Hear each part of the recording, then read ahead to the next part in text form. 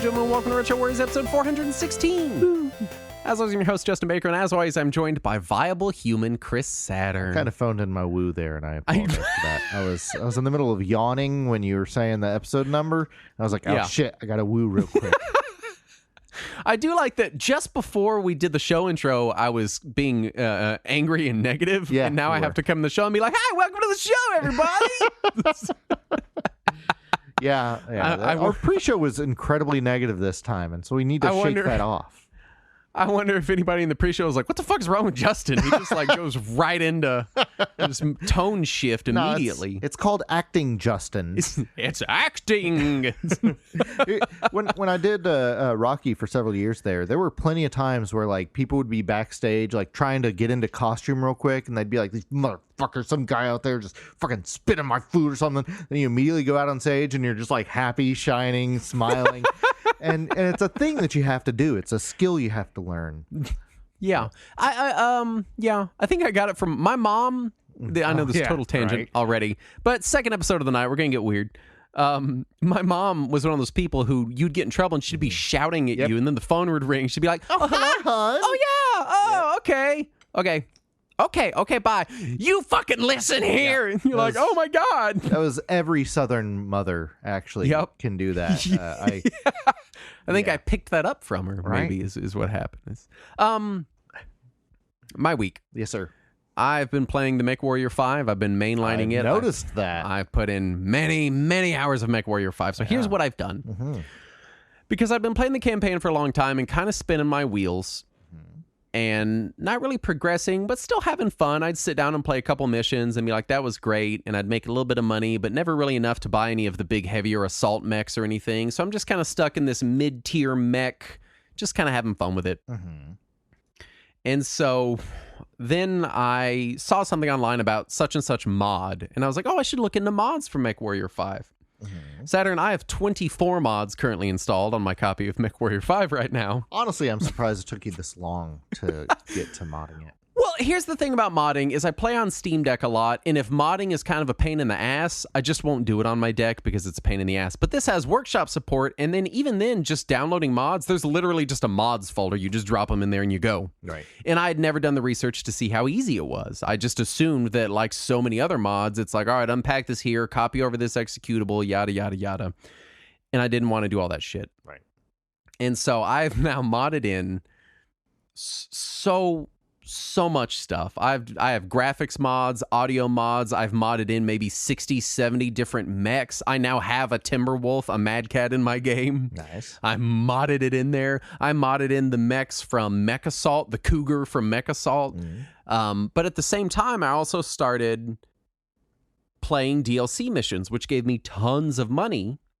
And so now I'm in heavy assault mechs. I've got Zeus's and Atlas's and big giant mechs, such that it's actually becoming a problem. The low tonnage missions, because I don't have anything that's small anymore. It's all enormous and covered in missiles and laser arrays. Right. But the mods and the DLC have made the game dramatically more fun. There's biome mods that add completely new environments. Nice. There's new mission types. Saturn is so good.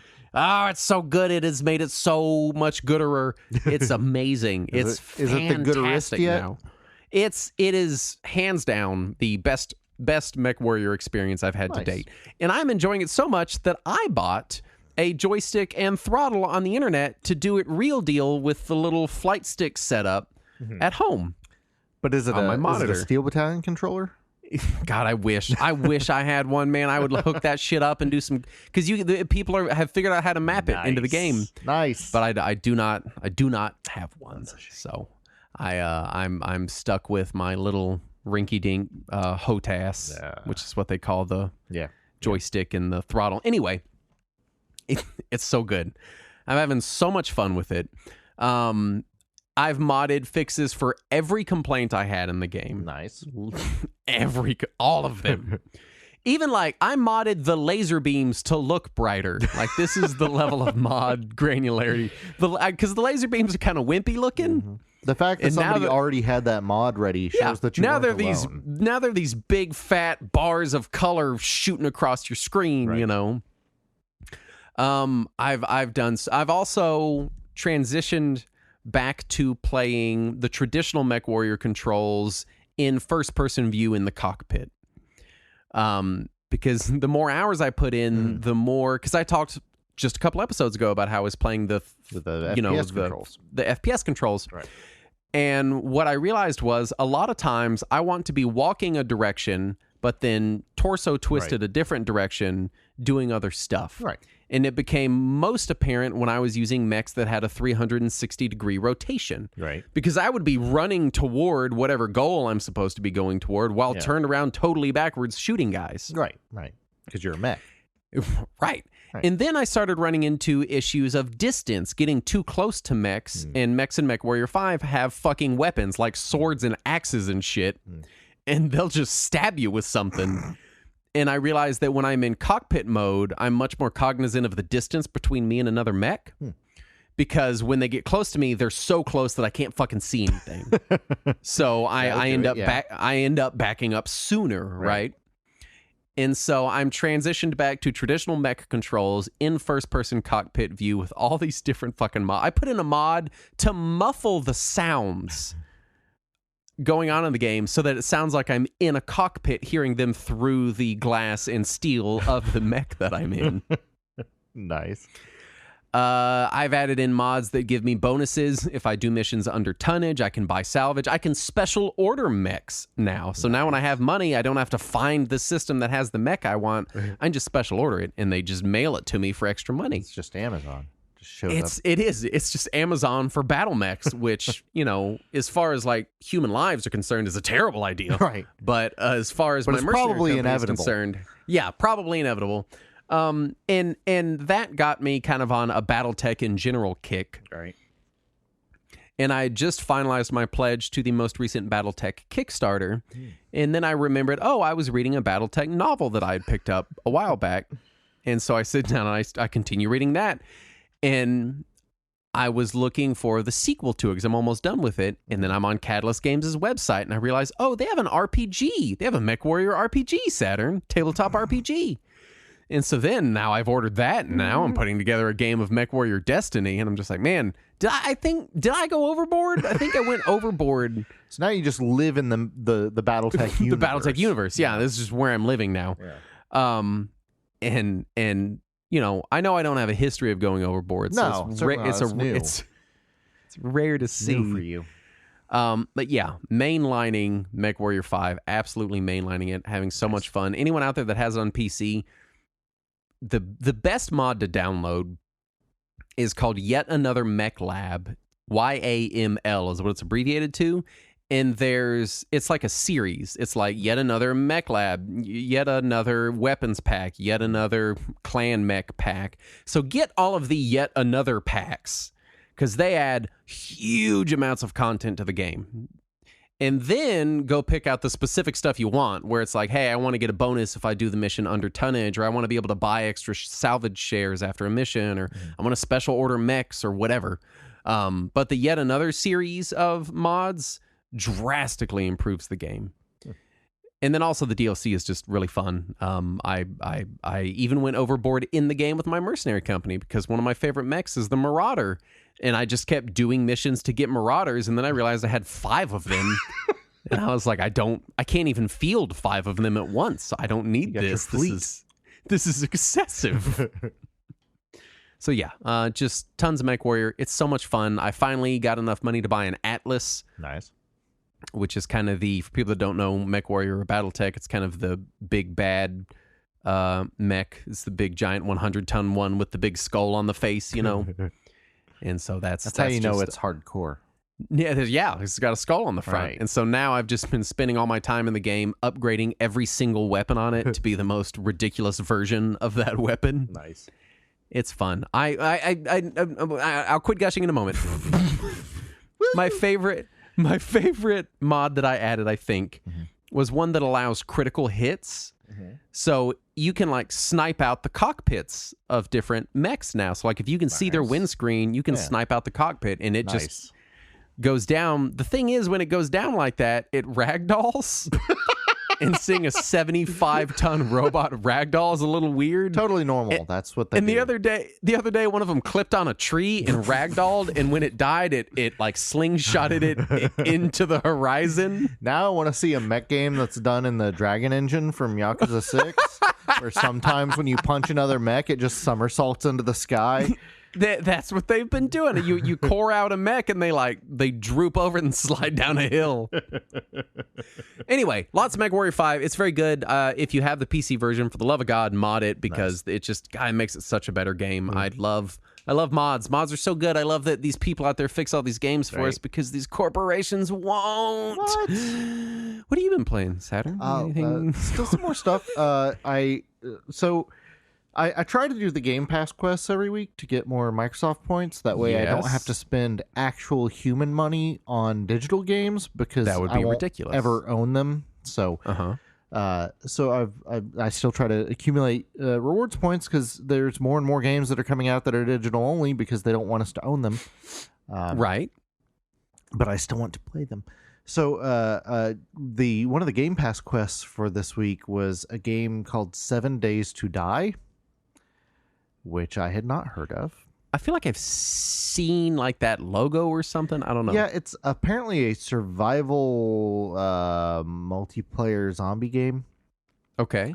And were there did you have 7 days to die? I don't know. I don't know why it was called that. I don't know anything about what was going on, because it was very boring. It's a very boring game, and it looks like it looks like an early Xbox 360 game, and it's probably an indie game, so I feel bad for knocking it, but sometimes it looks really indie games look like butt on purpose. Like Valheim looks like butt on purpose. It's intentional. Maybe it's on purpose, and if so, you did a great job, because it really looks like butt. I don't know why this sounds like Gordon Ramsay delivering advice to a restaurateur. Like, is it supposed to taste like garbage? Because it does. And if that was the goal, good job. And so, like, when it starts, it's like salvage enough stuff to make a bed. That's your first goal. I'm like, all right. And my first thought is, well, what other survival games have I played that are ugly first-person games? Maybe Minecraft. Maybe I should go punch a tree. But instead I see like there's a bag of trash. So I'm like, oh, I just need to salvage this trash. And I keep finding useless shit that doesn't do anything. And I go around for like 10 minutes until I'm just surrounded by zombies, and I still haven't found anything that'll let me build a bed like it's telling me to do. So I look up online what I'm supposed to do, and it says, oh, go punch trees until you get wood pieces. And I'm like, oh, that's what we're doing. So yeah, it wants me to punch trees and grass until they produce fiber and wood. And God, it was just awful. It was just Minecraft. It's Minecraft, but with no, because Minecraft also has zombies. It has zombies, yeah. It's Minecraft, but with worse graphics. Is that Minecraft is already like the worst graphics you can have. It's just Minecraft is stylized graphics. Oh, this is like Minecraft with less art direction, with like Unreal Engine 2 default texture packs. Oh no. Yeah, it's not good. It's not, and it wasn't fun either. It was. Well, I didn't enjoy it. Anyway, so then I had to play something I did enjoy, so I played Wonder Boy again. Dragon's Trap. The Dragon's Trap remake, which is still good, got a PS5 release for some reason. I don't know what is different about the PS5 version, because the Series X didn't get a version of the game. So I tried it on PS5, and it's the same game. It's still good, though. So it's fine.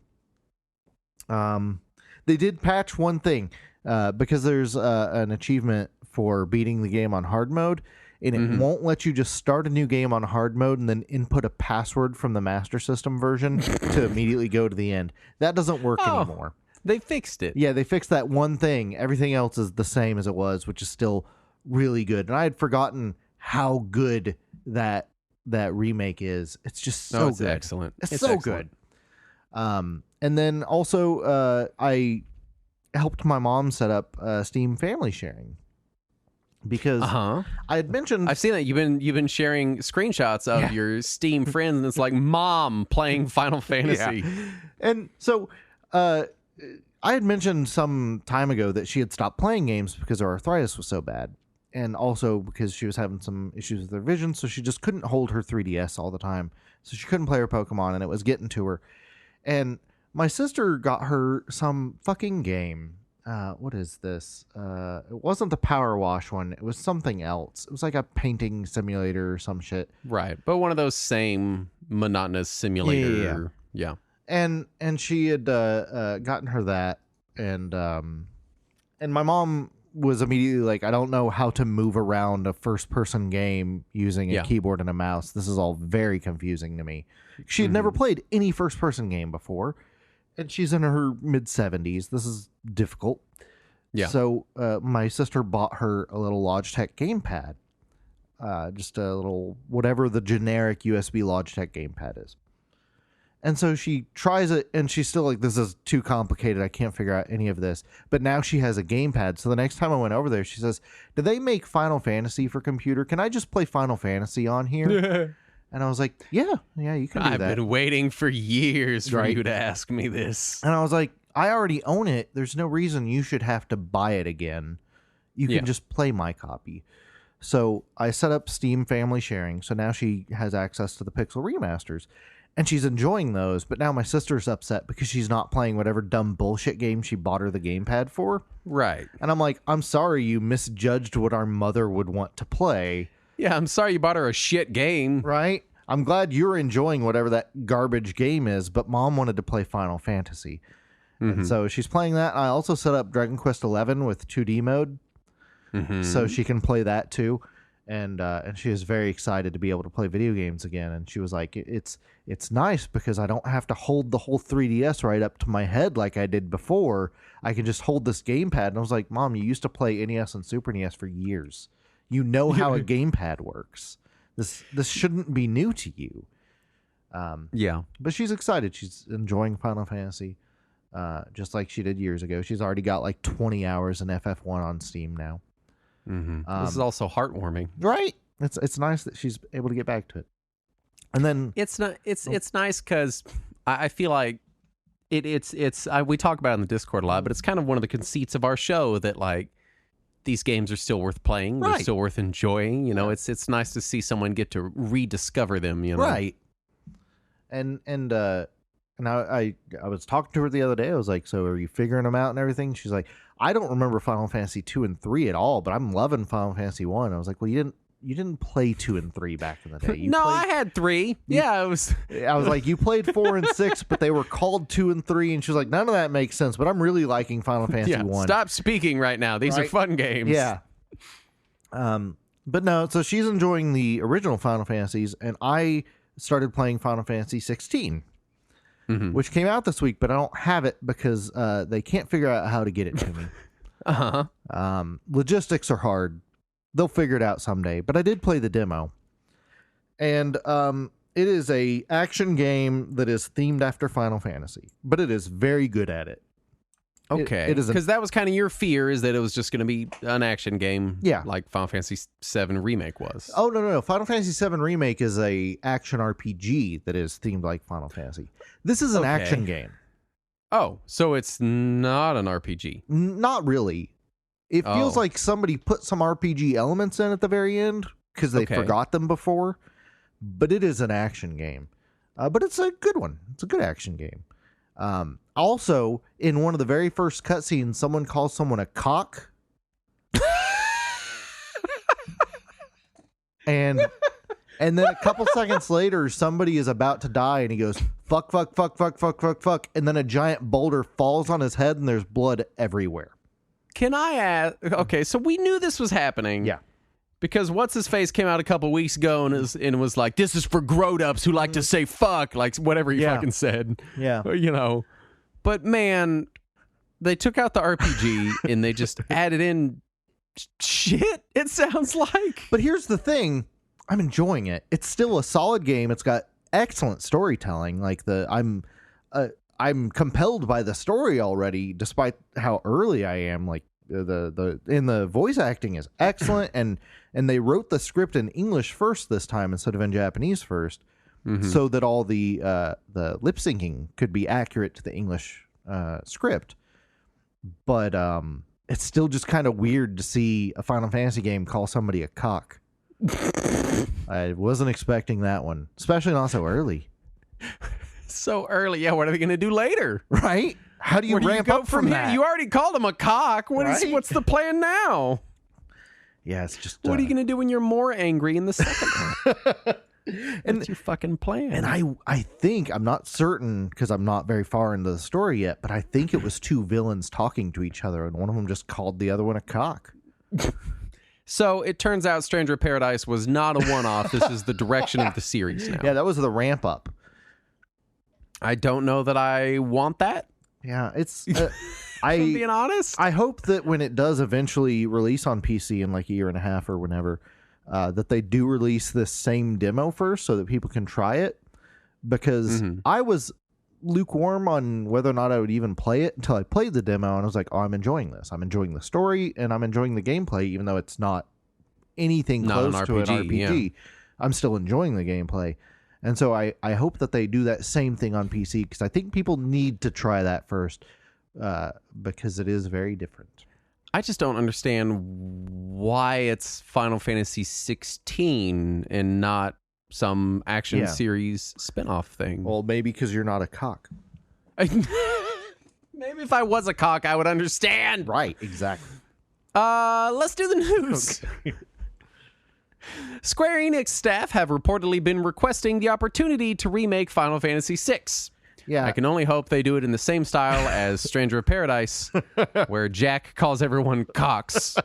Yeah, just Kefka running around calling everyone a cock. You're all a bunch of cocks. We poisoned the river with cocks. Somebody in our Discord is playing Final Fantasy VI for the first time right now. Yeah. And they were pointing out how many just like very mature and adult scenes there are in that game. There's some dark shit in that game. Right. And I worry how they would handle any of that in a remake. Like I think this is what makes the Stranger of Paradise in 16 seem so much more juvenile, because they handled really dark, mature subject matter masterfully in the past. Right. And then now they're like, what if they said fucking cock and their head got squished? And it's like, what has happened here? Yeah, because where have we gone? Like Final Fantasy VI has bits about suicide, about teen pregnancy, about genocide, just losing your family, right? Like, the terrible shit. Yeah, just really dark, sad, and depressing shit. And they didn't. And nobody had to call anyone a cock. Right. They didn't need to. I mean, maybe they should have. Or say fuck while scrolling their cell phone. Oh, you played Stranger of Paradise. It's I'm not. Yeah. It's weird. Yeah. My hope is that it would be one of those little 2.5D engine remakes. That would be really great. I would love to see that. There was a Nintendo Direct. There was a packed one. A lot of stuff. Super Mario RPG remake. I said they'd never do it, and they did do it, and it's still. This is my favorite thing about this. Yeah, it still looks fucking derpy and weird. Oh, I love it. I love the squatty Mario they made for it. It's great.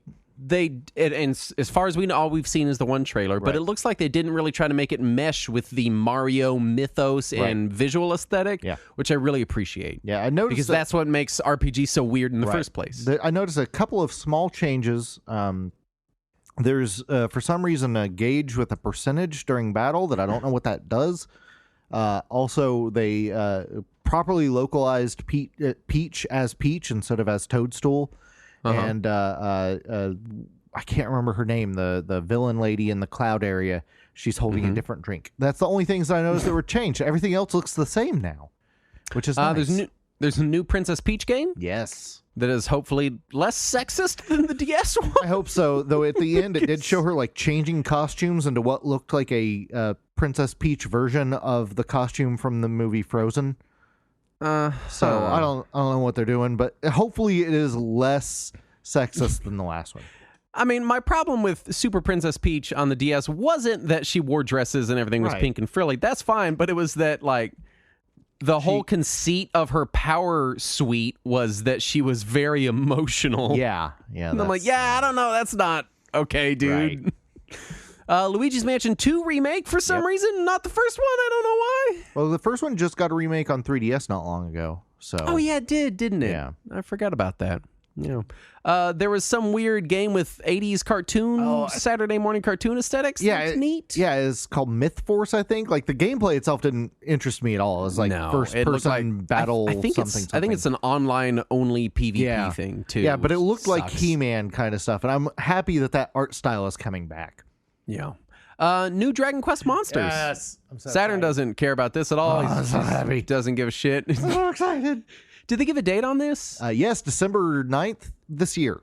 This year? Fuck, man. I know. And in Japan, they're calling it Dragon Quest Monsters 3. It's the proper sequel to the Game Boy Color games. Okay. And it takes place in the world of Dragon Quest 4, and you get to play as Sorrow, and I'm so ready for it. I keep trying to play Dragon Quest Monsters, but I always want to start with the first one, and I think it's not a good game. No, you should play the 3DS remake of the first one. Yeah, I might have to go that route. Pikmin 1 and 2 released digitally on Switch. They're real good games. You should play them. I like those games. And they're releasing a physical compilation of both of them on one cart. Now, I will say Pikmin 3 is still a superior game. Pikmin 3 is just a fantastic game. And but 1 and 2 are really good. good. Allegedly. We'll see. No, we'll see what happens. Releasing in a couple of weeks. Sure it is. Believe it when I see it. Star Ocean 2 remake is happening. I think we talked about that last we did episode a little bit. New WarioWare. Yes. Which hopefully it's better than the last WarioWare game that wasn't the compilation. Well, the last one was the compilation one. I'm talking about the Wii U one. Oh, yeah, Game and Wario. No, this one looks like it's closer to WarioWare Smooth Moves, which was the Wii game. Yeah, people like that one. Yeah. And then you have Super Mario Brothers Wonder, which is a new 2D Mario game. It's got Mario, Luigi, Peach, Toad, Daisy, new power-ups, new gameplay styles. This looks very kind of in line with the new Super Mario Brothers series, although visually it looks different. Yeah. But it's the same kind of idea there, I think. And there's an just elephant with power-up. new stuff. Yeah. the one that excited me was that new Christian Whitehead game, Penny's something. And it's just this like 3D platformer of this. It looks really cool. It's visually interesting. The gameplay looks really fun. I'm excited to see what's up with that. I think that one comes out next year. Yeah. And then Vampire Survivors with 4-player couch co-op somehow. I don't know how that works. Hopefully that comes to every version of the game. It's coming to every version of the game next month or in August. And how exciting. And they said that the way it'll work is that each player will take turns getting a level. You share experience, but each player gains levels in order. And the image that they released for the Switch version coming out was a Shutterstock stock image of 4 old people holding Joy-Con and just like looking at each other. And they didn't even like pay for the image, so it still has the Shutterstock fucking watermarks all over it. And it just says, now on Nintendo Switch. It's brilliant. I love it. I love the Vampire Survivors guys. I love that Vampire Survivors is low-key the best game that we've gotten in a decade. Right? Easy. Exactly. I'm excited to play it co-op with my kid because she likes watching me play it, but I can't even begin to explain to a 7-year-old how any of what the fuck is happening because I've played like 30 hours of the game. I'm still not sure what's happening. But the idea that we could play together and I can just put her on like Queen Sigma or someone that she doesn't have to worry about dying with because she's crazy powerful, be fun. I just went to the Vampire Survivors Steam page to pull up their news so that I could find that image that they did from Shutter. Oh, okay, it's back now. For a second there, it wasn't loading. I was worried they had to take it away because it was illegitimate, not paid for. But no, it's still there. I'm sending it to you now. I'm making you see it. Oh yeah, this is terrible. Love it. Outside of the Nintendo Direct, Microsoft has raised the price of the Series X to match the PS5 in several regions and is raising the price on Game Pass worldwide. It's going up $2 in America. Yep. Which we knew was coming eventually. but We did. still shitty. It's still fucking bullshit because it's not like you're not making insane amounts of money off of it. What is the problem? And it has less games on it than it did last year at about this time. And the games that are there are not quite the quality that they were a couple years ago. Yeah, I was noticing that at my tail end before because I've been out of Game Pass for a few months now. Yeah. And it's kind of going the Netflix route where everyone's putting their stuff on their own thing, and it's becoming this they're signing deals with Sony to be put on their thing. The MGS collection won't support mouse and keyboard on PC. That's which the weirdest fucking decision. It's kind of strange, although I guess it tracks. Yeah. I mean, I don't know. That for a game that was natively on console, I guess I wouldn't have even played it with mouse and keyboard. But I know there's a lot of mouse and keyboard diehards. But out there were native PC ports of MGS 1 and 2 that both support mouse and keyboard. Oh yeah, there were. I forget about those all the time. They were available on GOG. I have both of them on GOG. Also, won't be on cart for Switch. Yeah, the cart has apparently got 2.4 gigs on it, and the game requires 54 gigs. Oh, it's a little more than that. Yeah. That's more than you can even fit on a Switch without an SD card. So that's nice. Yeah, they do recommend you buy an SD card for it. Quake 2 Remastered rated in Korea ahead of QuakeCon. So that's cool. I like Quake 2. That'll be fun. I really want to see that Quake 3 remaster, though. That's what I want. E3 2024 and 2025 have been canceled, according to the city of whatever Los Angeles. Yeah. I think city nobody's ever heard of. Yeah, I think shocking nobody at all. No. I think we all absolutely knew that this was the case. And I can't imagine it's coming back at all at this point. Maybe they moved from Los Angeles to a smaller city they could afford, so it's going to be in like Peoria.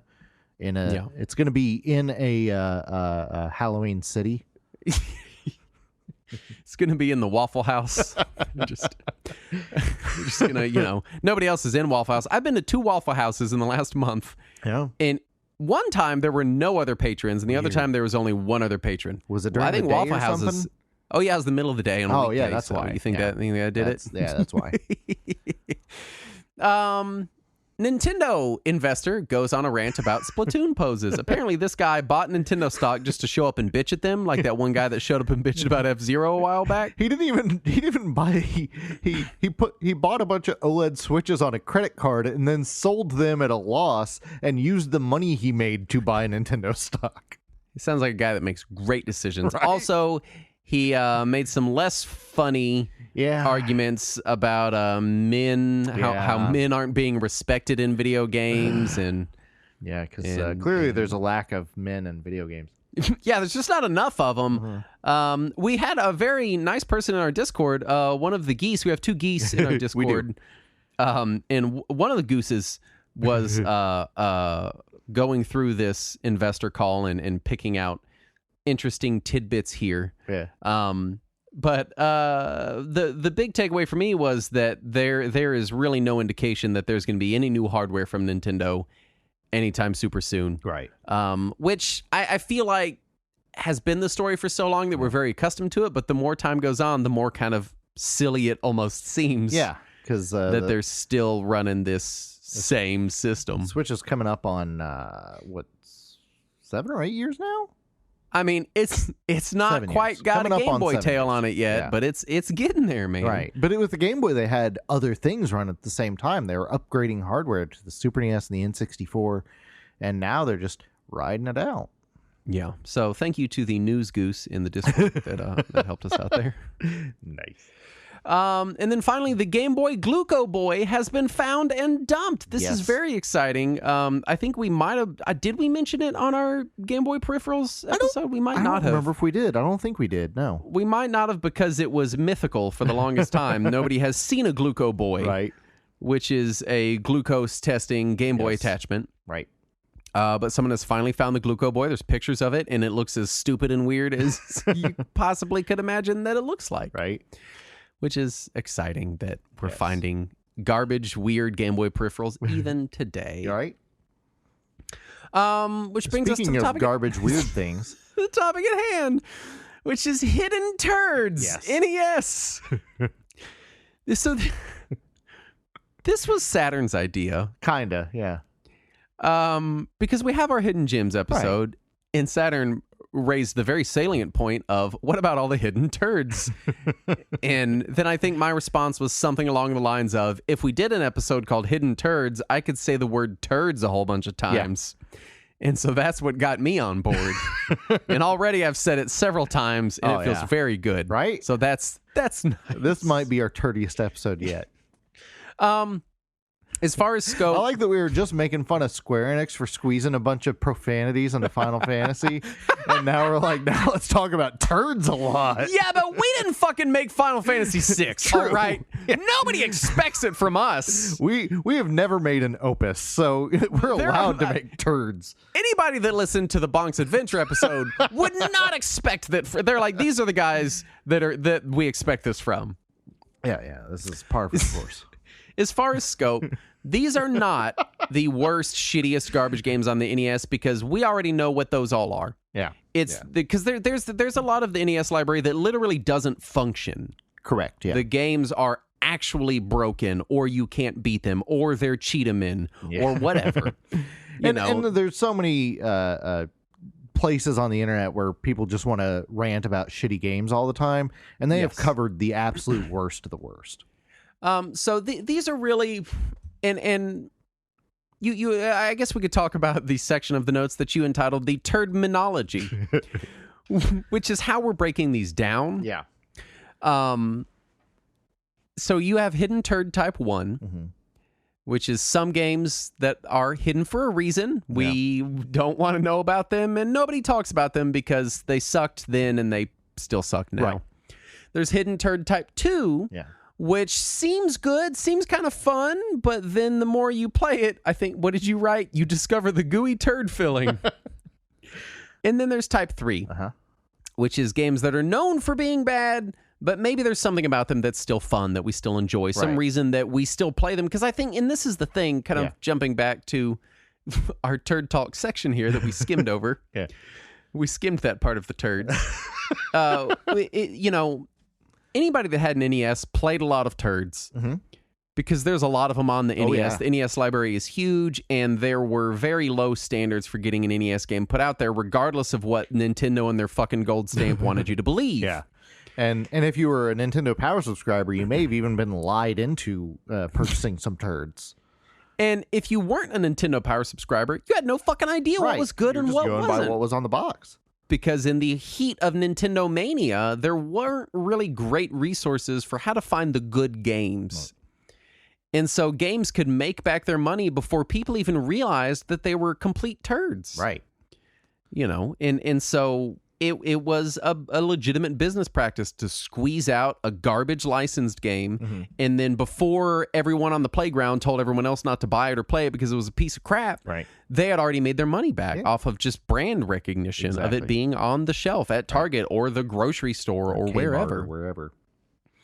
And so I think, we played a lot of bad games on the NES. Right. And also, if you're the kind that rented a lot of games, often your rental store would have like 90% turds and 10% cream, and once you've played through the cream, you're like, well, I want to rent something this week. I don't like the pairing of turds and cream. I just want to put it out there that I don't like that's the inverse that we put here. Sometimes when you're hungry for breakfast, you go get some Quaker Instant turds and cream oatmeal.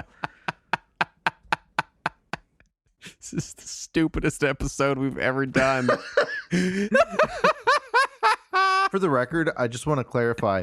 I was sitting there thinking about episode types that we've done, and we've come up with several different episode types and formulas. But I was also at the same time cleaning my cat's litter box, and I thought I had gotten everything. And I was thinking about our hidden gems, and I was like, how do we do something new with this? And then I scooped one more time, like, how was there another turds, like hidden turds? Oh, hidden turds. There it is. That was how it came about. But also, and this is a point you bring up in the notes, is that the NES library is very well remembered. Yeah, absolutely. Because the good stuff we still play. Yeah. But there's a huge amount of games that I think we all put huge amounts of hours into that nobody talks about anymore. Exactly. And so this is our excuse to talk about them. Yeah. So these are hidden games, not necessarily gems. Even if you polish them, they're probably not gems. So again, the numbers go 1 through 3. 1 being this is a complete turd, you don't want this. 2 Right. being maybe there's something here a little bit, but then it still sucks. And 3, so the lower the number, the worse the turd is. And the higher the number, the better the turd is. And also, I'd like to specify that just because these are turds don't mean we don't like them. Every game on this list is a game that I've played a lot of. Me too. Yeah. To be clear, every one of these games, some of them are still in my NES rotation. I still play these games. Yeah, and several of these games I either own or have owned or would like to own, even if they are turds. So really, it's kind of like Hidden Gems Part 2, where we're like, well, here's the games that definitely aren't hidden gems, but we still want to talk about them. Yeah, this is just hidden games. This is ditching the gems part altogether. My first one is Widget the World Watcher. This is a Category 1 turd. Is it? Yeah. Yes, it is. Category 1. It is it's a piece of crap. Yeah. Maybe Category 2. Maybe. So this was developed by Graphic Research, a company that doesn't even have its own Wikipedia entry.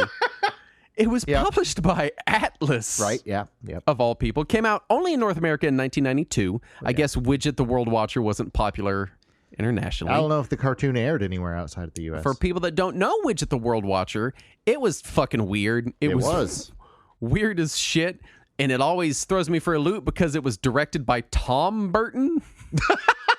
It's just so... It's the off-brand Tim Burton. I watched so much Widget the World Watcher, I could not fucking tell you what it is even about. It's about an alien. I have no idea. As much as I remember. But in the Widget the World Watcher game... Wasn't he a shapeshifter? Well, playing the game, it reminded me. So, first of all, he's weird and pink and mostly hairless and kind of weird looking. He has a brain for a friend. Okay. And I had this piece of trash in my NES collection for years. Right. And I used to play it all the time because when I was a kid, I liked Widget the World Watcher. I don't know if it was on syndication, local, or it had to have been because it came out in the early 90s and I was not cognizant then. It looks good. It sounds good. It's pretty diverse. It has sub-menus where you can pay like some kind of currency and transform into different versions of Widget. Unfortunately, it was designed by a sadist that hates children. Yeah. So it's one of these games where so I guess really it might be a Category 2 turd. Okay. I think I'm going to upgrade it from a Cat 1 to a Cat 2 turd. Yeah. And so... Oh, I remember the little brain thing now. I was looking at a picture of the game's cover. You look at it and it looks good. It sounds good. It's got these little sub-menus. You can turn into different stuff, but it's just designed like shit. It sucks. All the enemies have these really annoying enemy arcs. It's impossibly difficult. The hit detection is terrible. You've got this little shitty fucking gun.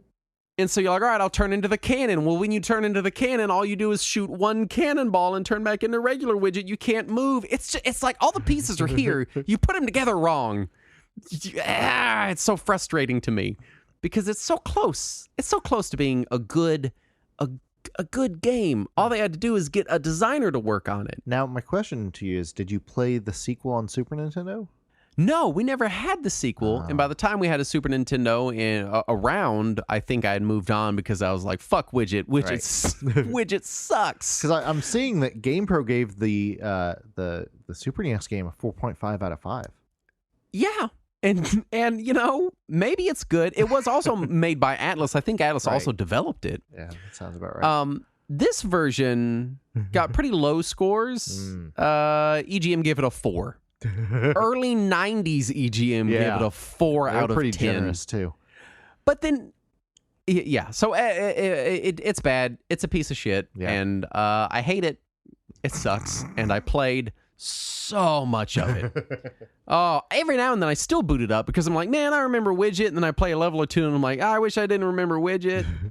I like to think that somebody who's recently introduced to Atlas through like Persona and stuff is like, I want to find about their history. And Mighty Bomb Jack, Widget. What was the game from last episode? Bonk. What did they do?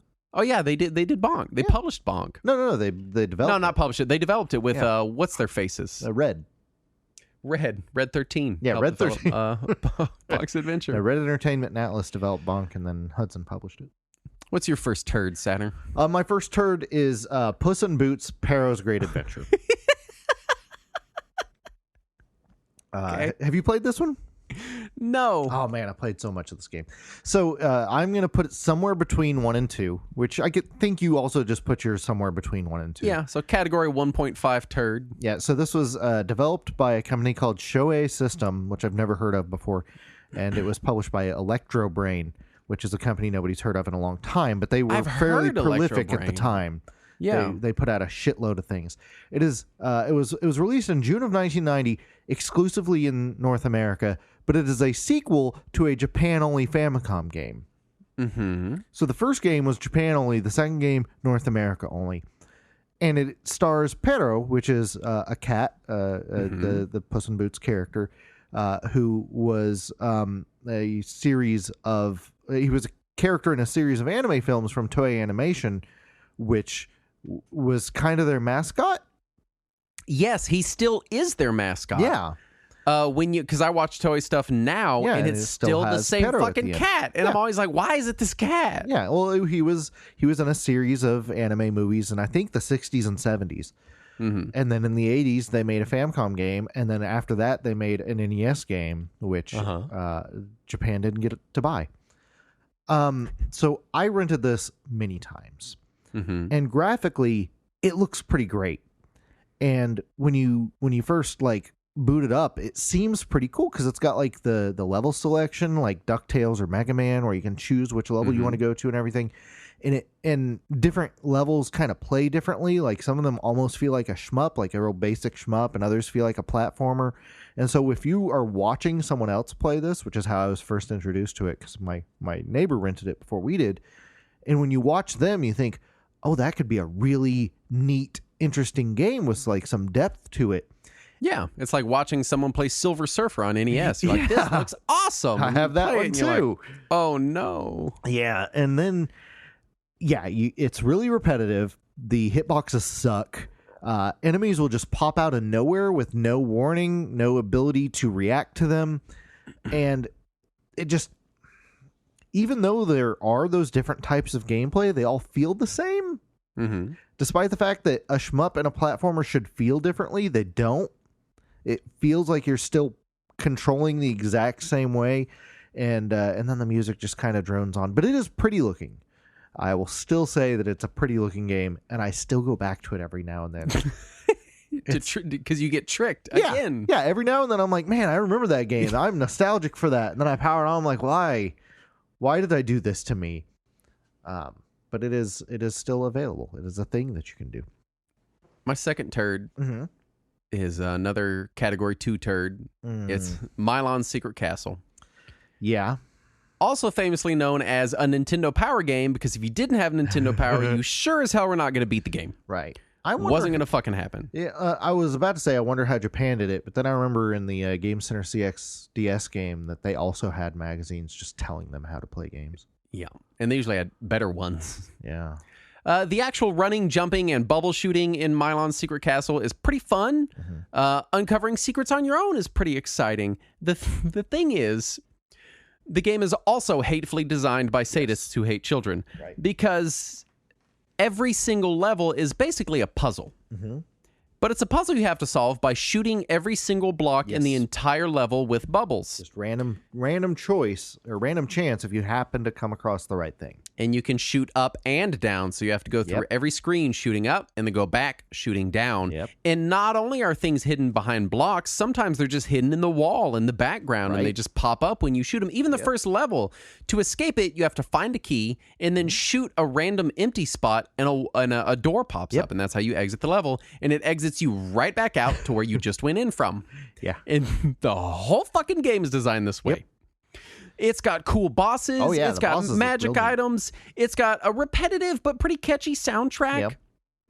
It has all the cool trappings of being a really good single-screen puzzle game. And I've always maintained that if Milon's Secret Castle was a single-screen puzzle game instead of this multi-screen bullshit, it would be a great game. A great game. But it's because the levels are also, some of them are really big. and it's a lot of vertical climbing back and forth. So, like, even just the second level, or I guess the third door all the way down at the front of the castle when you start the game, is you go in and you have to go vertically back and forth up this long corridor and then pop out on the other side. Well, if you need to go back to find a secret block in the beginning, you have to go backward down that entire corridor. It's just so fucking tedious. It looks cool. Right. And at first you're like, all right, shooting blocks, finding secrets. This is neat. Yeah. And then you're like, oh, I have to shoot every block in every level every time. Yeah. Until you memorize it. Well, this is a fucking chore. And you know what? We didn't have Nintendo Power when I was a kid. And my brother beat Mylon's Secret Castle. And the way he did it was going through every fucking level, shooting every fucking square of space that he could reach. And I feel like this was a game that was, at the time when it came out, it was fairly heavily advertised. Like this looked like it was going to be one of the big NES things until people played it. And I think reviews are pretty spot on for it.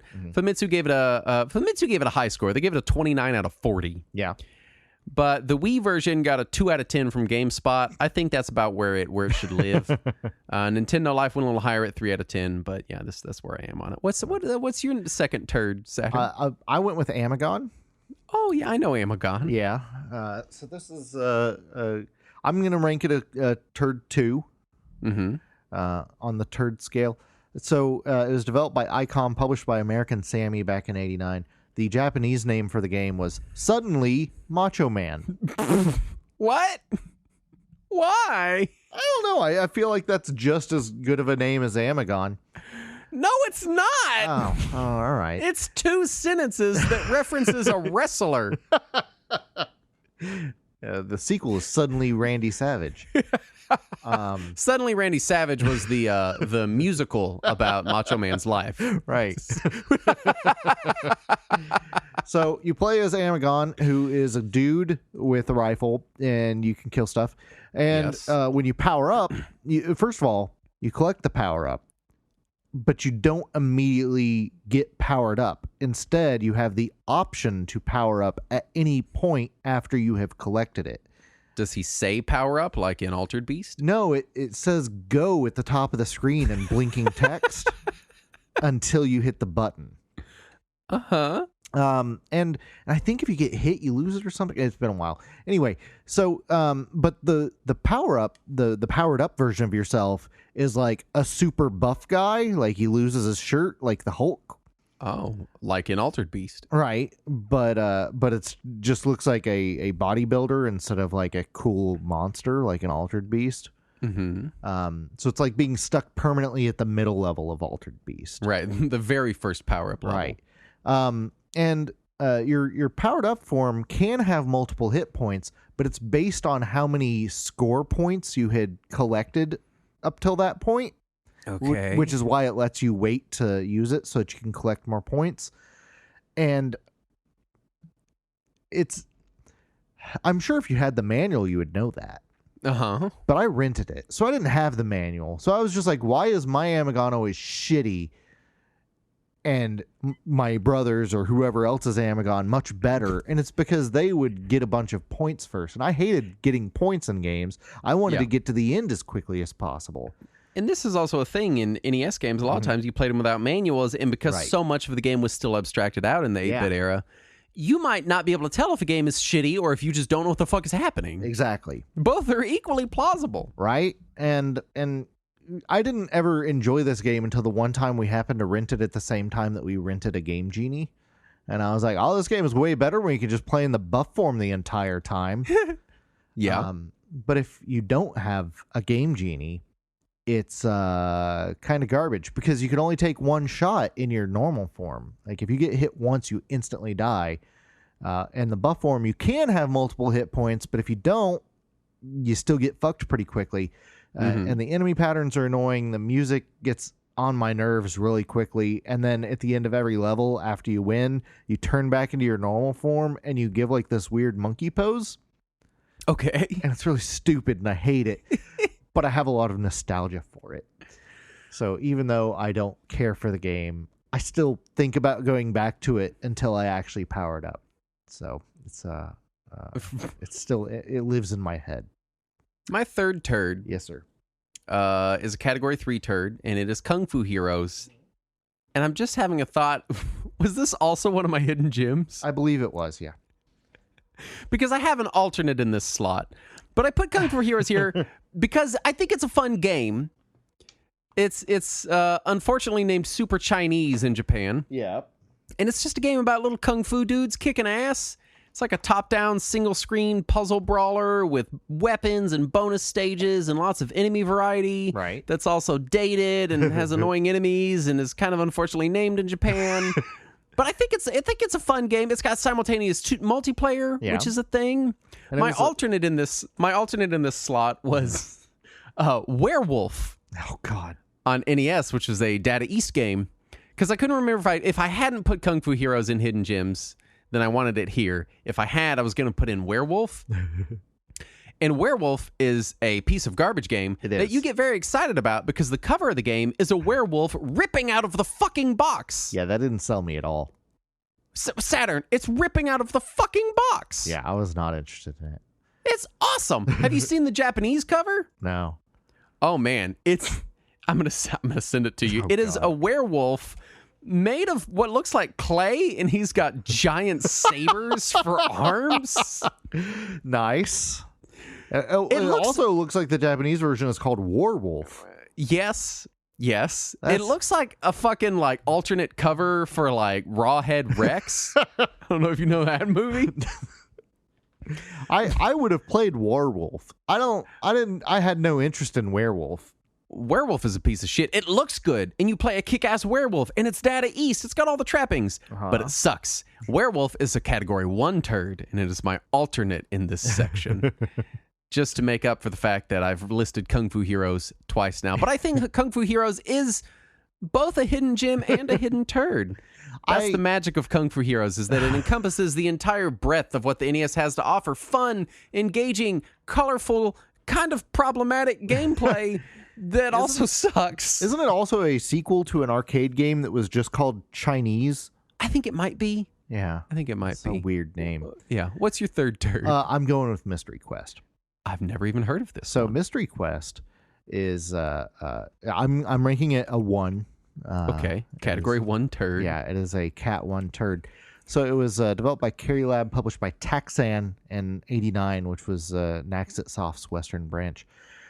In Japan, however, it was called Haokun no Fujiji na Tabi, which I'm not even going to bother to look up the translation of because I don't care about this game. It was published in '87 by Square. Oh, okay, which is a company you've heard of. That's why I bothered to try this. And it was a disc system game, too. It was an FDS game in Japan. So this is just another one of those run-of-the-mill slippery NES platformers. And when you say slippery NES platformer, anybody who's played a lot of NES games immediately knows what you're talking about. Yeah. I would say it feels most like Mickey Mousecapade, but on a bigger scale with bigger levels that are harder to traverse. I played so fucking much Mickey Mousecapades. Yeah, me too. And I hate every second that I spent playing it. I love that the cover of Mystery Quest has this, what looks like a young boy shooting a pink laser beam at a snake. Yeah. Yeah. That was why I rented it. I saw the cover and I was like, that looks like it could be a good game. This looks like it could be like somewhere between Zelda and Adventure Island. Or like Solomon's Key-esque. Yeah. Because I love Solomon's Key. And so I was hoping for somewhere in that vein. No, it's another fucking shitty, slippery platformer. And so all the enemy placement is incredibly cheap and mean. And there's damage tiles throughout the floor that are just a skull on the ground. Like they didn't even bother to like put spikes or a pit or lava. No, it's just regular ground, but there's a skull on it. There's a skull. And at first I ignored it when I would see it at the rental store because it looked like Milon Secret Castle. It does. It has that same kind of vibe. Yeah. But then when I heard that it was Square in Japan, I was like, I should try this. And that was a mistake. Don't try this. It does have an okay soundtrack, though. I'll give it that one good. thing. That's What something. What is your fourth turd, Justin? My fourth turd, you might have heard of it. Mm-hmm. It is a pretty famous turd. It's Fester's Quest, It's very turdy. which is a Category 2 turd. And I Yeah. feel like we've talked about Fester's Quest a lot of times on the show. Yeah, at least on the Sunsoft episodes. So this was inexplicably licensed before the live-action movie remakes. Yeah, of course. And starring... The black and white TV show was still in syndication at this time, though. It was. Yeah. And it stars one of the side characters from the original show. Yeah, Jackie Coogan's character, Which Uncle is Fester. Fucking weird as hell. And it even has stylized art of Jackie Coogan on the cover of the box. I was annoyed because when I played it in RetroArch for this show, because of course I played all these garbage games for the show, I have the big border thing downloaded, so every time I play a game, it has its own border. And the border is pictures of Christopher Lloyd Oh, no. That's as not Fester correct. That's on the sides. And I'm like, no, this was before Yeah. Christopher Lloyd was Fester. Right. So yeah, very weird fucking game. We talked about it on the Sunsoft episodes, plural. Did you 'cause play we've done the? two. Did you play the U.S. version or the European version that's better? I put the US version. Oh, that's a shame. Because that's the version I had growing up, because that's the version that was on the shelves. And in this game, Fester starts out with a gun. For some reason, he Right. doesn't have a gun in the show. That's not a thing that he's known for, having guns. Right. And he gets gun upgrades after you start blasting through a few enemies. Right. And you're like, okay, it's, kind of top-down, shooter kind of thing. Right. This could be fun. And Yeah. then you realize that every enemy takes a million billion fucking hits. Right. Exactly. Yeah. And then, for no apparent reason, there's first-person maze sections. Right. There are no enemies or items in the mazes. You just have to walk through mazes as Fester holding a fucking gun shaped like a cartoon bullhorn. Yeah. For no... why? What happened? What is going on? The third weapon upgrade is this little boomerang thing that shoots around the enemies. Yeah, the parabola that also will, if you're in a narrow corridor, which there's a lot of them, it will immediately hit the wall of the corridor and give up. And go away. Yeah. The hitboxes suck. Yeah. The level design is so fucking cramped. Yep. It's just shit is just packed in there, and then they make you walk through empty mazes. Yeah. It's a piece of shit. But when you look at it, you're like, all right, graphics are okay. It's got some cool first-person sections. You're getting gun upgrades. Yep. This look, I can see this looks If you kind of watch okay. somebody play the first 5-10 minutes of the game, you might be confused into thinking it's worth playing. It looks fucking fun. Yeah. And then you play it, and you're like, oh God, no. And it just keeps What is getting happening? worse. It is such a turd. Yeah. Such a stupid turd. Yep. It's so bad. Fuck you, Fester's Quest, you piece of shit. Spent so many hours on you. I forgot. I forgot how much I disliked this piece of shit game that got fucking put on the Play Choice 10. Could you imagine being a kid putting a quarter in an arcade machine and playing Fester's Quest? Oh, man. Right on the cover. I'm reading it right now, looking right at it. It says original Nintendo seal of quality. Yeah, I did play quite a bit of Play Choice 10. Never once did I choose Fester's Quest, though. I can say that would definitively. You? And here's the thing. EGM, give it a 5. Out of 30? 5 out of 10. Well, 5 out of 10. I'd say that's pretty close to accurate for Fester's Quest. Yeah. No. Yeah. Not even close. Of games of that era, yeah, I'd say it's a good 5 out of 10. I'm not even sure the game is completable. No, I know it is because I've known people who have completed it. They are lying. No, I've watched them. These are liars. What's your fourth turd, Saturn? King's Knight. Oh, yes. I see this one a lot because I like the cover art for it. Yeah. Yeah. So this is It looks like what's that? Druaga. It always makes me think Tower of Druaga for some reason. Yeah. So I'm gonna rank this a Type 1 turd. Okay. This is developed by Bits Laboratory, published by Square in '89. They also published the Japanese version back in '86. This was one of the very first games that Square ever published outside of Japan. This looks very Druaga-y. Well, you'd think Kinda. but it's a shmup. Oh. It is a vertical scrolling shmup. What? Why? And you control 4 different characters. There's the It got knight a remake. What? It got a remake. Yeah, I'm getting to that. So there's 4 characters. You got your knight, whose name is Ray Jack. your wizard, okay. whose name is Kaliva, a monster named Barusa, and Kid Thief Toby. He couldn't just be Thief Toby? No, He had to he's be a kid thief? He's Kid Thief. And Now, hold on. Does it mean he is a kid or he steals kids? I don't know definitively. He is smaller than the others, but that doesn't answer anything. Yeah, he could just be a short person that steals Right, kids. exactly. This is horrible. Yeah, the whole thing is horrible. So it's a vertical scrolling shmup, and you just shoot at monsters, and also for some reason mountains and trees you can shoot. And sometimes power-ups will pop up. And they might be an up arrow or a down arrow or a zigzag line or some Z's. And if you get an up arrow, it restores some health. But if you get a down arrow, it decreases your health. It hurts you for touching the power up. And what is happening? And sometimes you have to find these little mini stages to get things. And they're just like in the middle of the mountain. So you have to destroy the whole fucking mountain to find the one tile that is the hole that you can jump in. And it's a very mean shmup. It is not forgiving at all. And if any one of your characters dies, so the first level is your knight, the second level is your wizard, the third level is your monster, the fourth level is Kid Thief. And then there's a fifth level, and in the fifth level you can play as whoever survived the first 4 levels. Okay. Up to all 4 of them at once. But if you die in all 4 levels, which is likely because the game is mean, you don't get to play the 5th level. It's gone. You just got to die. And it's just such a mean game because you only have 1 life with each character. And it's very easy to take damage in any possible way.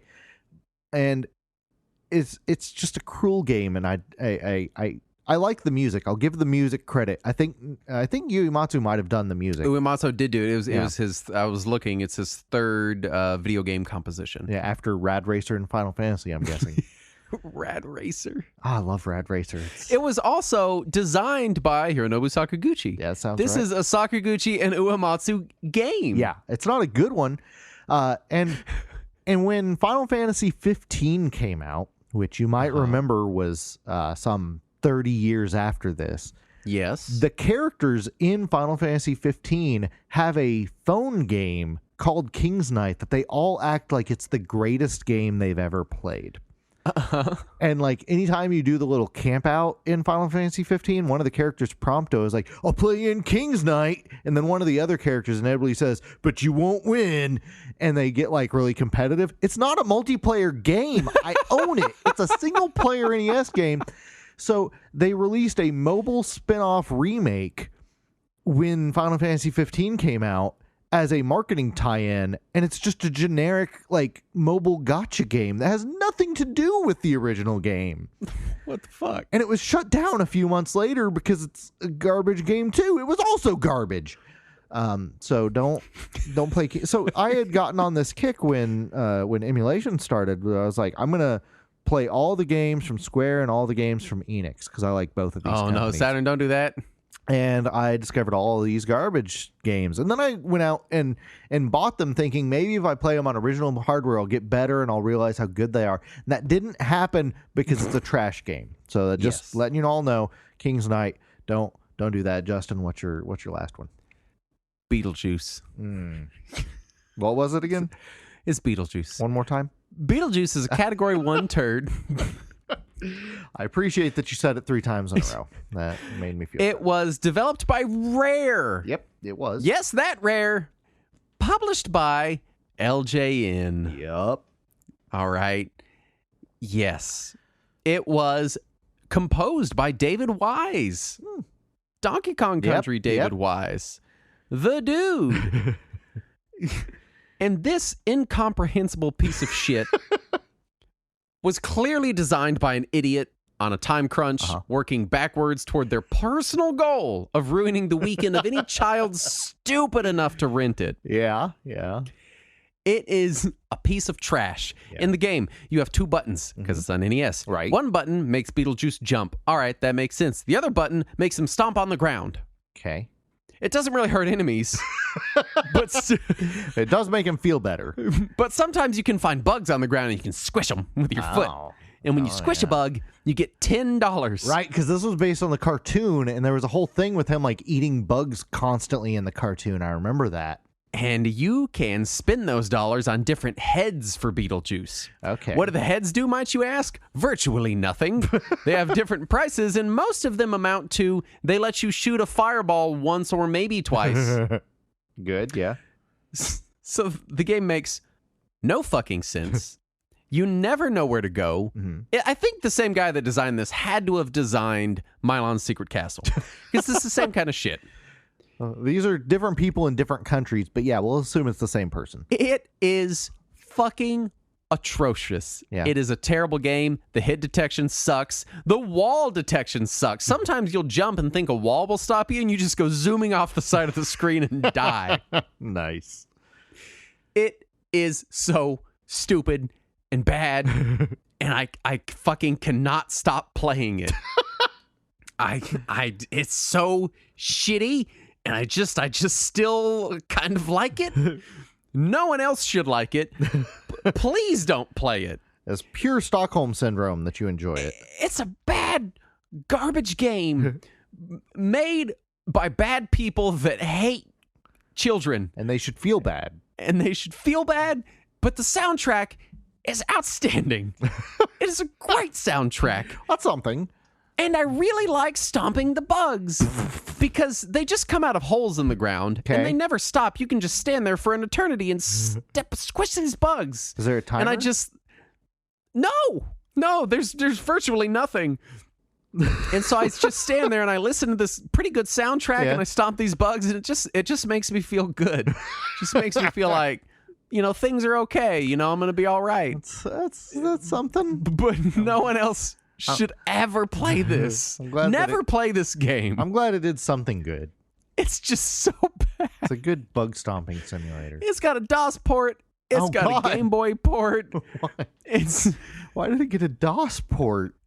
I don't know. I think this was after Acclaim had bought LJN too. Now, hold on. The DOS port was developed by someone different. Now, I've never played the DOS port, so it could be a totally different game. It's probably a different game. The Beetlejuice on Game Boy was developed by Rare. Yeah, so it's probably the same game. Published by Acclaim, and it was the same composer, so it's the same. Yeah. Maybe. Yeah. I don't know. That's got to be the same. Game Boy game and the MS-DOS game have cover art from the cartoon show. Yeah. The LJN game just is the VHS cover again, Really? but on the front. Yeah, on the front. I thought it was also the cartoon. No. Oh, wow. It is here. I'll share with you. It's literally just the VHS, the movie poster. Right on that's the cover art. They just put a LJN rainbow on the fucking front of Beetlejuice, and they were like, squish some bugs. Fuck off. We don't care, kids. And that's why the bug squishing makes even less sense. Right? Yeah, I had completely forgotten that it had, because like the game itself, the graphics. Oh no, it does have graphics based on the movie. Yes, it does. Oh man. Yes. I guess I only remember the Game Boy game. Yeah. So it's a bad game, but when I was little, I know we're at the end of the show and we're still waiting on your last turd. Yeah. But when I was little, I played a lot of NES and I couldn't really beat any games because we didn't have RPGs, so I couldn't just grind until I was, as strong as God and then go punch God in the face. I had to just actually be good at the games. Yeah, that sucks. And did you have a Game Genie? We did have a Game Genie, so that helped sometimes. Yeah. But not always, because you would learn things like invincibility cheats don't make you invincible to falling off of cliffs. And, just weird Game Genie intricacies that you learn. But I would play certain sections of games because I could do them and they were easy and cathartic in some way. And I would either have my brother play me through or struggle myself through to the first bug spot where you could fight bugs, step on bugs. And I would just stand there and step on bugs for the longest time. And it does something. It does something for me. It still does something for me. Because I was playing it and I was like, I forgot how garbage this shit is. And I got to the bugs and I was like, this is good. I like this. I like doing this. If they just had a game where all I did was have Beetlejuice step on bugs and listen to good music, I would play that. I think you have that game. I guess I do, yeah. No one ever play this, please. Yeah. It's so bad. What's your final turn? How many NES games have Alec Baldwin on the cover? At least one. Does Hunt for Red October have him on there? No, it has what's his name? Sean Connery. Just Sean Connery? Okay. Yeah. Anyway. He's right on the front. All right. I didn't know if Alec Baldwin was also on. Anyway. No. So my last turd, and this one hurts me because I wanted this to be good, is Kiwi Craze. Oh no, Saturn. But Kiwi Craze, I thought that was an okay game. So I'm going to rank this either a 1 or a 2, somewhere in there. Okay. Yeah. So this was developed by Software Creations, published by Taito in March of 91. And the fact that Taito didn't publish this in Japan should have told me something. So this is an NES port of the arcade game The New Zealand Story, which I love. I love The New Zealand Story. That's one of my favorite old arcade games. And I had played the arcade version, and I had played the PC Engine version at a store that used to do imports that I used to go to. But at the time, I couldn't play imports on my TurboGrafx. So I went to like 7 different Funko Lands until I found Kiwi Craze. And I had emulators already. I don't know why I didn't just try it. So I found it at a Funko Land, and they wanted like $30 for it, for an NES game in the late 90s. And that was a lot. That's crazy for an NES high. game. And I was like, you know what? That's back when we were getting them for $1 and $3 Right. a pop. Yeah. Even for really good ones. Oh, yeah. And I was like, you know what? I like New Zealand Story. I'm going to take the chance, even if it has a stupid name on NES. I'm going to get it. And man, did I regret that. So, one, you have very limited lives, no continues, or very few continues anyway. The hit detection sucks. It is bad. It is poorly programmed. There's a bunch of weapons and enemies and areas missing. You don't have the opening cinematic. The graphics suck. It looks like garbage. It looks like it was just run through a shit filter so that all the colors would be shit. And a lot of the characters have the like same colors as the background. You know, a lot of NES ports came out real muddy and monochrome looking. Yeah. And it's weird because the early NES games didn't have that problem. And I feel like later NES games felt like they needed to have more colorful backgrounds. Like they couldn't just have a single color or a black background. Yeah. And unfortunately, they decided to use the same colors as the foreground. Yeah. And that doesn't help. Which was a thing. Yeah. Yeah, it's weird. So yeah, Taito put out a ton of great NES games, especially their later NES games were really, really good. And this is not one of them. I don't know that I have anything nice to say about it because it should be good because it's based on a great game, but this isn't good. And especially today in the world of the 21st century when we have access to emulators of anything, you should play any other version of this game. Yeah. And not the NES one, which is just sad. Even the Master System version is great, by the way. Play the Master System version, play the TurboGrafx version, but don't play this. As far as honorable mentions, Saturn wrote probably 90% of the NES library. Yeah, that sounds about right. I've got stuff I want to put in this category. Okay, yeah. Mickey Mouse Capades definitely goes here. Yeah, that's sad, but yes, I absolutely agree. That game's a piece of shit, and I love that game so much, and it's garbage. Played insane amounts of that game. Yeah, it's I love that it's published by Capcom here in the US because it makes it look like it's one of those Capcom Disney games, and those are great. And this isn't a Capcom Disney game, and it's not great. No. Low G Man, probably in this category for me. Werewolf would have been in this category for me. I struggled with Bad Dudes. Yeah, it should definitely be. And I think I came to the conclusion that it's too good for me to put it in one of these three turd categories. I disagree. Okay. It is a good... I would put Simon's Quest as a category 3 turd. I would say I wouldn't put Simon's Quest as a turd. I would put Bad Dudes. I would say that if it were more hidden, it would be a type 1, but I don't think it's hidden enough to be a turd. No, it's pretty well known. Yeah, it's a well-known crapper.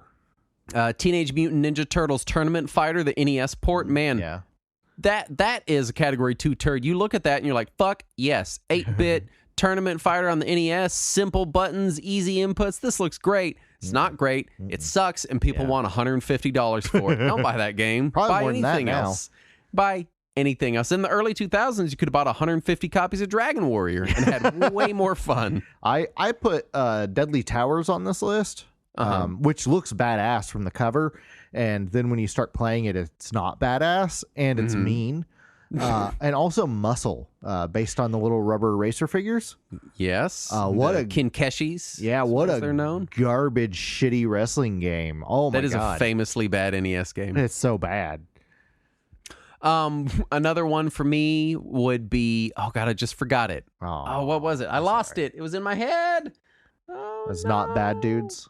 It's not Bad Dudes. I'm gonna add Saturn. Dr. Chaos, which is one of my favorite bad NES games, and I love that. playing Has it. a great cover. Oh, it has a badass cover, but it's not a good game. It's a combination of like the side scrolling kind of feels like that Goonies game that Konami put out. Mm-hmm. And then every now and then you go into a first-person exploration mode where you just punch walls. How riveting. I love that game. It's so terrible. As far as final thoughts, the NES had a lot of turds. It did. But again, there was no consensus back then over what games were good and what games weren't. The best thing we had was a few gaming magazines, Right. but the big Nintendo one, Nintendo Power, just fucking lied. Yeah, and I would like to say, I don't want it to sound like we're singling out the NES, because every system has a lot of turds. Right. The But more NES popular has a a system lot of is, turds. yeah, the more popular a system is, the more turds it's going to have. And also, this was in the early era of game design when people were just throwing turds at the wall to see what stuck. And Yeah. we didn't know what good game design was yet. And so it was just that perfect storm of crap. It's also one of those things where, like, percentage-wise, the Wii has way more turds than the NES. But consumers were smarter about software with the Wii. It wasn't a problem accidentally buying shit like Werewolf, right?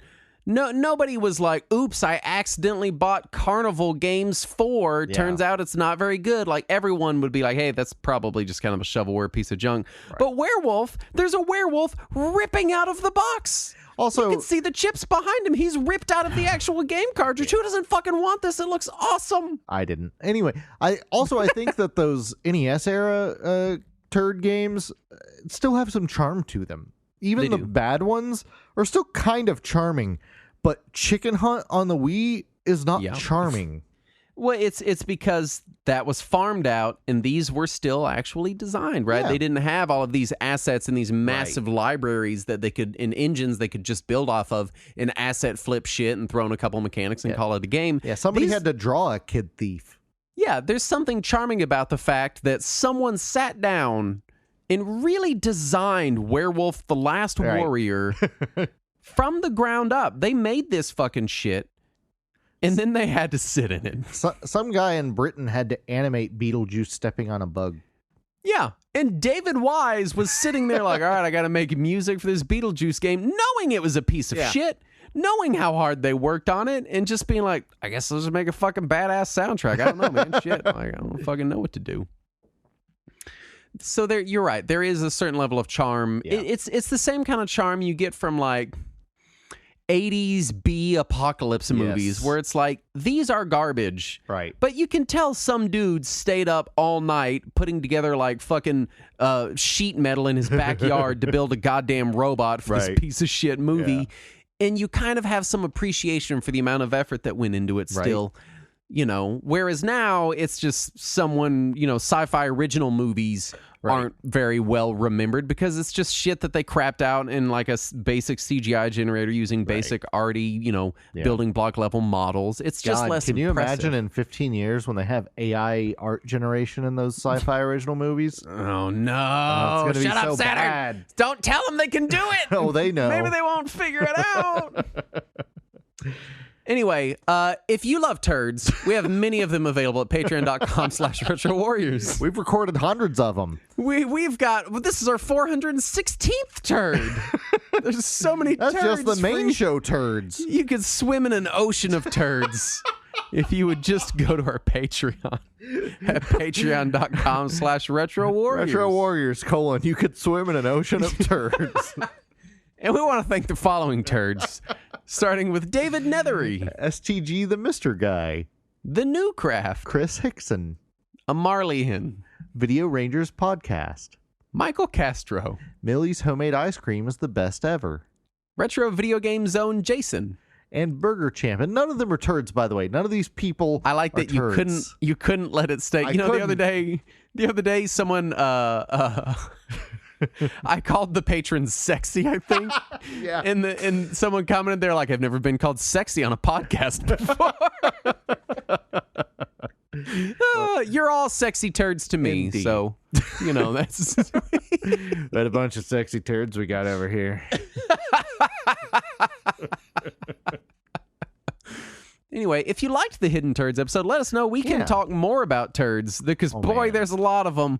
Oh, man. Give me free reign to talk about turbo turds, man. Oh, Turbo Turds is the best name. If we do it, it's just going to be called Turbo Turds. None of this Hidden Turds, turbo. It's going to be Turbo Turds. Turbo Turds -16. I think that's what we'll call it. That'll be the name of the episode. Yeah, in Japan they call it the I can't even think of a good poop pun for PC Engine. Now I want to do it for all the Hidden Turds episodes. I want this to be like the Nintendo Turdtainment Turds. system. Yeah, Nintenturds. Yes. Nintenturds. Wait. In Japan, can it be the PCN shit? Is that good enough, or is that stretch? We'll workshop it. All right, We could also. We've got Famaturds on the table. Oh yeah, Famaturds. So we could, and Super Famaturds. and Super Nintenturds. Yes. Really, Nintenturds just works across the board until you get to the GameCube. Yeah. Right. It's the Nintendo game 64. cube. Nintenturds sounds like what some like Genesis kid on the playground in 1992 called the kids that like Nintendo games. Nintenturds is the worst Nintendo spinoff. We have to be done there. Thank you so much for listening to the show. We'll be back next week. And as always, let us cling together. Turd.